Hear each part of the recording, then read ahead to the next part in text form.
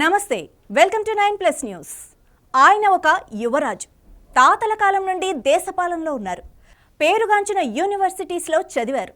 గర్వం, కోపం, మొహమాటం ఆయనలో లేవు. నాయకుడు తన హోదా ఎంత పెద్దది అని కూడా ఆలోచించడు. ప్రజలకు కష్టం వచ్చిందంటే చాలు వారికి ఎలా సాయం చేయాలి, ఆ కష్టం ఎలా తీర్చాలి అన్న దానిపైనే ఆలోచన ఉంటుంది. అదే నిజమైన నాయకుడి లక్షణం.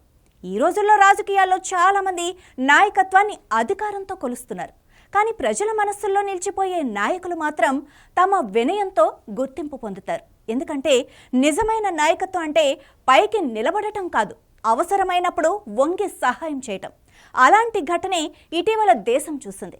అదేంటంటే రాహుల్ గాంధీ మల్లికార్జున ఖర్గే కాళ్లకు స్వయంగా చెప్పుల తొడిగిన సందర్భం అందరికీ ఒక గొప్ప సందేశాన్ని ఇచ్చింది. అది కేవలం ఒక చిన్న సహాయం కాదు, మానవత్వానికి ఇచ్చిన గౌరవం, మనిషికి మనిషి ఇచ్చిన గౌరవం. పదవులు మనిషిని గొప్పవాణ్ణి చేయవచ్చు, కానీ వినయం మాత్రమే ప్రజల గుండెల్లో స్థానం కల్పిస్తుంది.